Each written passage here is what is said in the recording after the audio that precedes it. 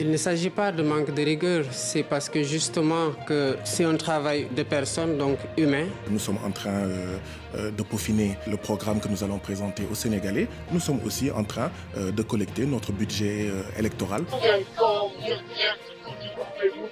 man daal dafa am lu ma gëm mooy même bés bu ñu falee sunu président Ousmane Sonko il ne faudra pas se lâcher foog ni lépp jeex na ci saa si foofu sax nag la ñu war a taxawee def bloc su boobaa protégé maanaam au soir du 25 février guddi googu bu kenn nelaw ku ci nekk noo ko mën a féete noo mën a sante yàlla na nga ko def nuit blanche bu ñu xëyee nag ñu xam ni du fin waaye début la début Sénégal bi ñu bëggal suñu bopp début Sénégal bi ñu bëggal suñuy sët dama def benn post ne leen bientôt commencera la campagne de diabolisation vous les verrez sur les plateaux dire des contre-vérités. Mais s'il vous plaît, patriotes, ne perdez pas votre temps à écouter les envoyés du diable. Ne répondez à aucune provocation et ne partagez dans aucun groupe quiconque dira du mal de Diomaye, de Sonko ou de Pastef. Restez focus et ne répondez pas à la provocation. Il vaut mieux boycotter tous ces gens. C'est dommage que si une tête à Tange, par exemple, dit ces mensonges, ce sont les patriotes qui iront l'écouter, partager et répondre, ce qui lui donnera plus de visibilité. maanaam mënul ñàkk campagne de diabolisation baa ngi ñëw lu ñaaw lu nekk dinañ ko teg ci deru Diomaye ginnaaw Sonko mais malheureusement nag su ku mel ni Tata Tange duggee ci doucham maanaam naka laa ko mën a waxee sax mu rafet bon disons mu kaka ay kakaawam yu tooy xepp patriotes yi non seulement ñoo koy dem déglu mais aussi ñoo koy partager ak di ko tontu di ko may visibilité wax dëgg yàlla exemple rek laa doon joxe boobu dégg naa def na ko sax et devinez kan moo koy jox importance ñun xanaa bien sûr man de Jadine am naa sama fulaak sama fayda ni ñi naan nopp garmi laa yor ak bëtu garmi je ne regarde pas wala di xencu de la merde humaine mais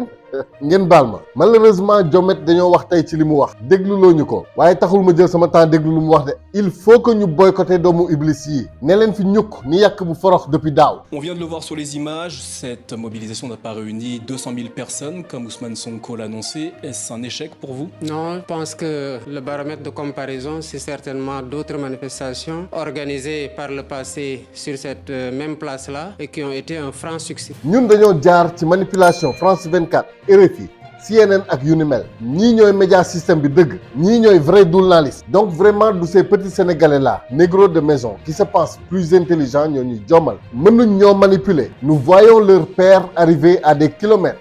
du ñoom ñii di répéter ñoo ñuy sonal Bassirou Diomaye Faye journaliste bi ko invité France 24 at ci ginnaaw moo invité woon Guy Marius Sagna fan yële defoon naa ci vidéo bu bii jeexee di ngeen ko gis fii ci écran bi ku ko seetaanul woon demal nga seetaan ko di nga xam naka la ñu tubaab yi di manipuler ci information même bu ñu téyee suñu président yi nii nañu leen di def di leen damat di jouer ci seeni complexe d'infériorité face à la si grande et si majestueuse France mais nag boule bi dafa tourné maasum Ousmane Sonko gii Bassirou Diomaye Faye ak Guy Marius Sagna amuñu xeetu complexe ci kanamu tubaab te ñii doon échantillon bi représenté askan bi nag ñun le peuple africain amatuñu complexe ci kanamu tubaab ay nit lañu ni ñun dañuy lekk di naan di dem douche te sax nag ñoom ñoo ñu gën a xasawlee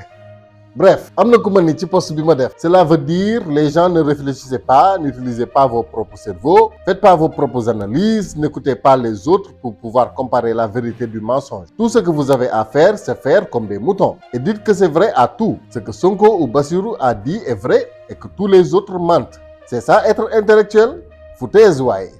man balaa maa dee ñuy wax ay waxu intellectuel te li ñuy wax intellectuel mooy ki tubaab bi yar quoi waaye naan sa xel bi nga nekk fi naan intellectuel ma ni ko exactement focus rek fatt fépp doo leen jaar fenn man de li Bassirou wax wala Sonko day na ma sëkk te xam naa ni bëri naa ci morom voilà nag après ils vont essayer di jaxase xelu nit ñi comme si waa Pastef ñooy manipuler mais bon loolu yàgg nañ koo jéem a def yàgg nañoo échouer lamentablement pourtant nag te heureusement sax pour ñun mooy lii yëpp mënoon na jàll bu nekkoon dañoo jël ay nit yu gën a muus en terme de communication quoi mais xool rek yàlla bu la bëggee weer rek da lay weer ay nit yoo xam ne mbaam xuux sax ñoo leen gën a ëpp xel lañ jël yàlla baal mais vraiment nag il faut que ñun peuple bi ñu am fulla ku mel ni Tata Tange ak i ñooñam wax dëgg yàlla waruñu leen di déglu meen. Alors le Conseil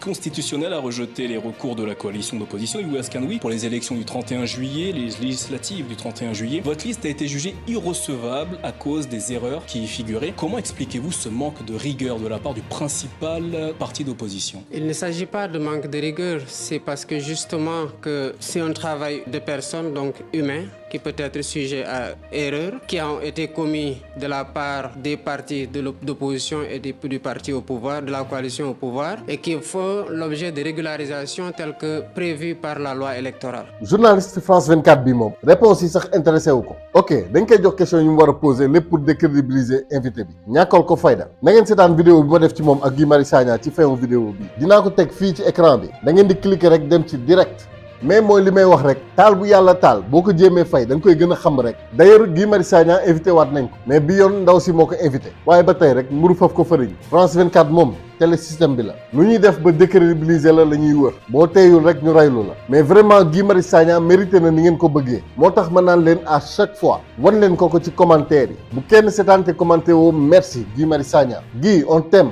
ngeen profité ci nag aimé vidéo bii boo abonné gul abonneel gis naa ni ngeen def vidéo bu mujj bi macha allah kontaan naa ci yéen di ci profité di dalal jàmm képp kuy abonné bees ci chaîne bi ku ci mel ni Thierno Niang Marcel Junko Diwane Gourane ak Iba Seck wax dëgg yàlla ku lim juum waaye vraiment il faut que ma nuyu Amina Céline Sarr kontaan naa ci yow Sarr am ngeen jaaraama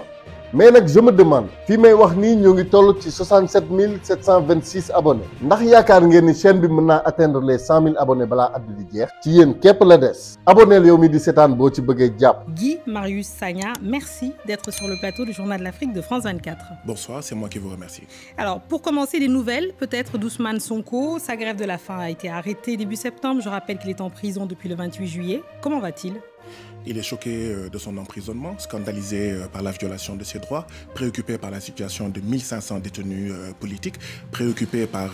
l'arbitraire et les violations quotidiennes du président Macky Sall et de son gouvernement. Et oui, il nous demande d'être focus vers la victoire de février 2024 qui va le consacrer 5e président du Sénégal. Bon, j'avoue que au moins, dans si montagne dof bële ak ngan bi dofi boppam boobu vrai négro de service waa jooju kii sax nee na Ousmane Sonko comment va-t-il li ma neex ci Guy Marius Sagna nag mooy même boo ko tegoon ci kanamu Macron sax du raf lii moo tax xam sa bopp gëm sa bopp neex zéro complexe dañuy jéem ba sonn rek bàyyi vraiment Guy Marius Sagna on t'aime yaa ngi ñuy représenté fidèlement man gëm naa ni li Senghor jaay yaa koy jëndaat vraiment merci Guy Marius Sagna sama fierté ci yow maa ngi ñaan peuple bi wanal ma la ko ci commentaire yi waxal leen ma ko Guy vraiment merci daal guddal fan Sagna notre Guy national symbole de ma patrie Guy le baobab national. Donc vous pensez qu'il sera capable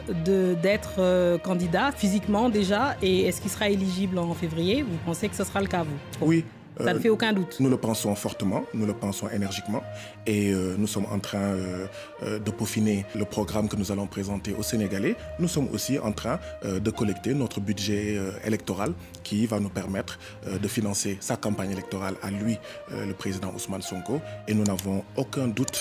quant à notre victoire dès le premier tour. Aucun doute quant à la victoire dès le premier tour. moo tax patriote yi focus rek li yëpp Sonko waxoon na ko divertissement bi dina bari provocation yi dina bari surtout nag période yii ñu jëm fii ba fin janvier moom doole bu bari dina dugg ci divertissement créer ay événements yu war a déconcentré war a jaxase xelu nit ñi Bassirou Diomaye Faye nit dina ñëw ne leen extraterrestre la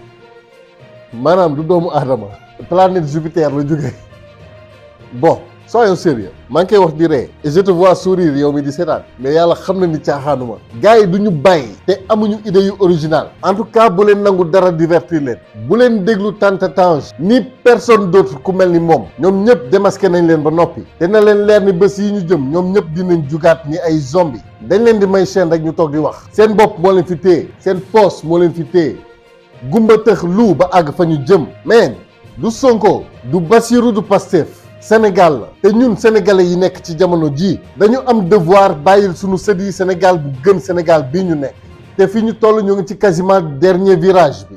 xulawuñu xeexuñu on ne répondra à aucune provocation suñu gaal gii dañoo bëgg mu teer ak jàmm kenn duñu piéger di ñu yàqal dem leen ngeen seetaan vidéo bii ma defoon ci Guy Marius Sagna biñ ko invité France 24 vas-y da ngay cliquer rek mu ñëw di ngeen gën a comprendre li may wax à bon entendeur nag salaam